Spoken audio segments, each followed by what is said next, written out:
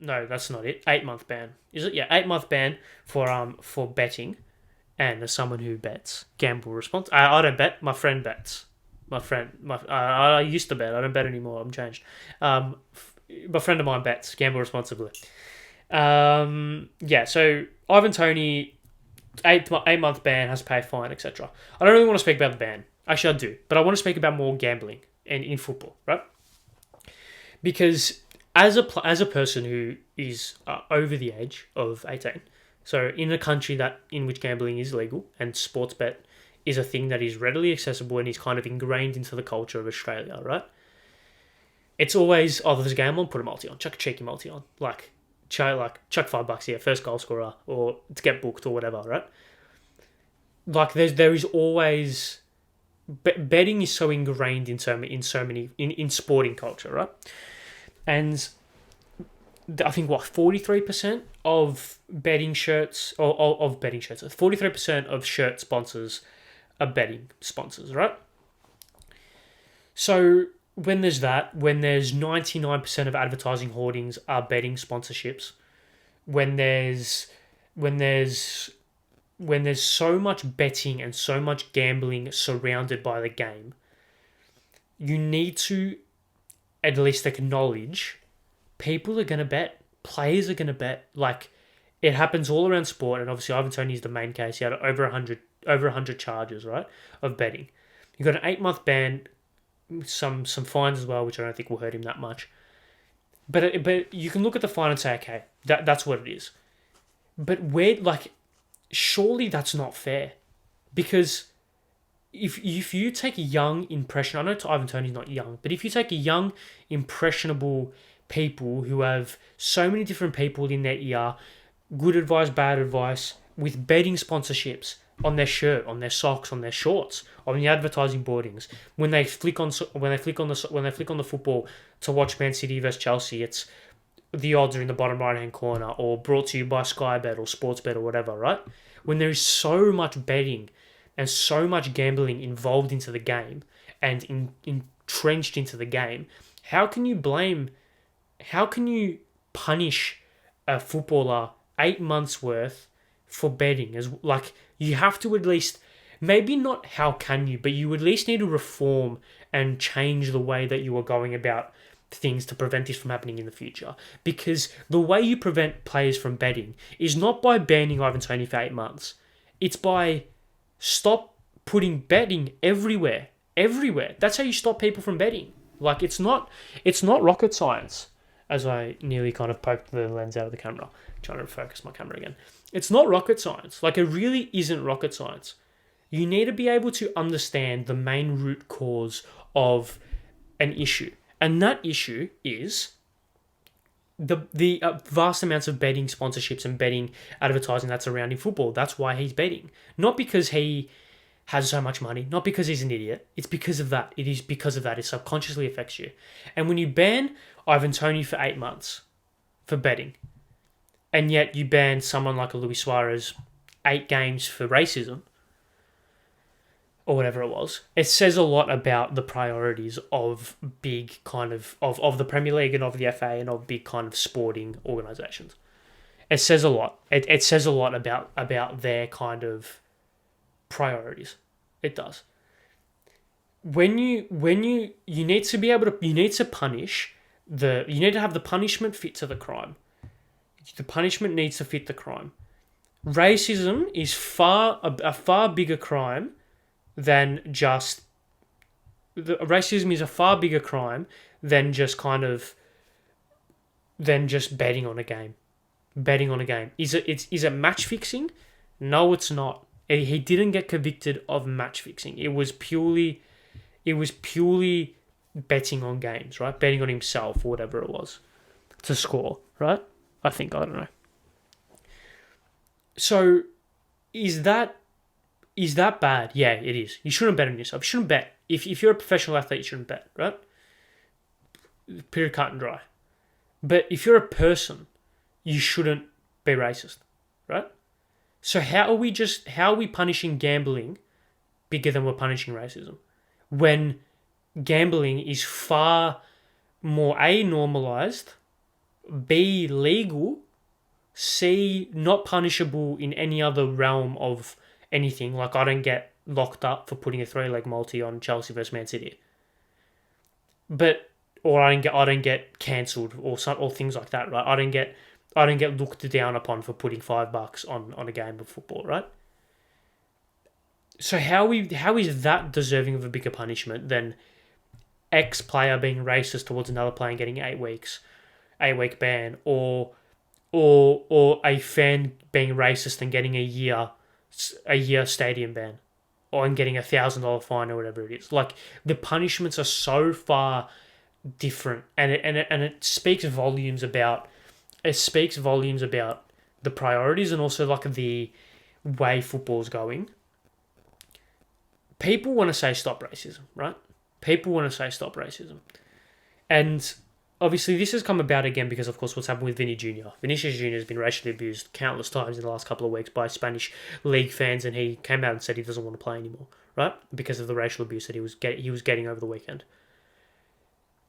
You cannot say Black Lives Matter or say no to racism without taking proper action. Like, proper action. There is a difference. There is a difference between doing these campaigns, in which I agree with, because I think the sentiment is good and I think the idea behind it is good. You need to raise awareness for people to stop being racist, because unfortunately we live in a world in which people are racist and people need to be taught to not be racist somehow, right? But when people are racist, that is an action, and that is a behavior that directly affects a lot of people and can harm a lot of people. You need to punish that. You need to properly punish that. 8 weeks on a player is not a deterrent, because the difference between betting, this is what it is. The difference between betting and the kind of the harsh punishment in comparison to the reason why people do it is because the reason why people do it is because it's entrenched into the game. They're being taught and they are being subconsciously manipulated to bet because of how much they're surrounded by betting. People aren't surrounded by racism, right? I would like to think not anyway, especially in the changing rooms in these modern times. If an offhand comment is made, I expect it to be picked up, especially if you're in a public place, right? Especially. So you're not surrounded by racism as much as you're surrounded by betting. Couple that with the fact that racism is obviously the far bigger crime, if we're going to say that there's a crimes. Racism is obviously a far bigger crime, obviously affects people to a bigger extent. How is that not given a harsher punishment? That's the issue. That's the issue in which a lot of people have.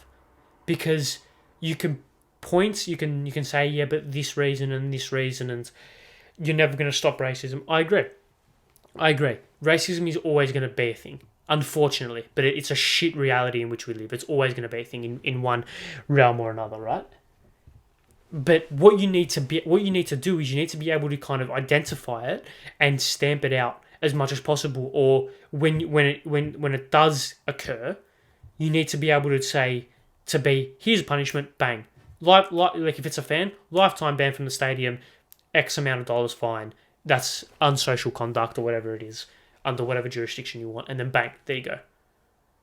For a player, it's X 2-year ban for being racist, a year ban for being racist, and you're not paid throughout that year, or whatever it is, right?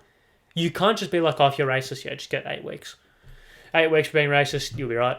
You bet, you put a multi on Man City versus Arsenal, you put Gabriel Martinelli to have one or more shots on target. Oh, mate, 8 months. 8 months, not allowed to do that. So you call someone, you say a racial slur to someone? Oh, mate, 8 weeks, you'll be right. Like, what are you talking? Like, that is so unbelievably backwards. Backwards. Because I'm big on I think we're in a position of like we're overcorrecting in a way. We're overcorrecting kind of society and society's values in a sense, because we're overcorrecting society's values in a sense. In the past, we did one thing, And then as we've come into this new generation, we've done another thing. And we've gone, in my opinion, to some extent, to the other extreme. But I think that comes with the territory of trying to balance society and balance the morals of society. We all know what was floating around in the 70s and back in the 60s and whatever about the racism, sexism, homophobia, etc. And we're coming into this new period where I think, to some extent, in some cases, it's gone to the extreme where we've gone the complete other way. But I think we're going to meet a good middle ground in which we have achieved at times, and I think that's what it's going to be. It's a microcosm in football. It is a microcosm in football. Racism once, but it's kind of worked the adverse effect. Racism once was just a normal part of the game, right? Paul Canaville, former Chelsea player, was being racially abused by his own fans. First black player to ever play for Chelsea, I'm pretty sure. Was being racially abused by his own fans, right? When he was warming up. And when I think he might have scored, he documented this all in his book, which is a fascinating read as well. He was being racially abused by his own fans when he was warming up. He comes on, plays a couple of games. I think he might score a winner or do something or whatever, do something good. And then he comes into the change rooms and so he does something good, and then all the fans start singing his name, Paul Canaville, etc. And then he goes back into the changing rooms, and a player comes up to him and is like, "Oh, you're one of us now," which is like, why wasn't he one of them? Why wasn't he one of us all the time? Just because he was black, essentially, right? So that is how entrenched racism was in football, especially in England. Back in those days, from not only a fan's perspective but also a player's perspective, it was so institutionalized that a player went up to him and said that and didn't really think anything was wrong, right? When obviously it was a stupid thing to say, and it's obviously a lot wrong because he was always one of you, right?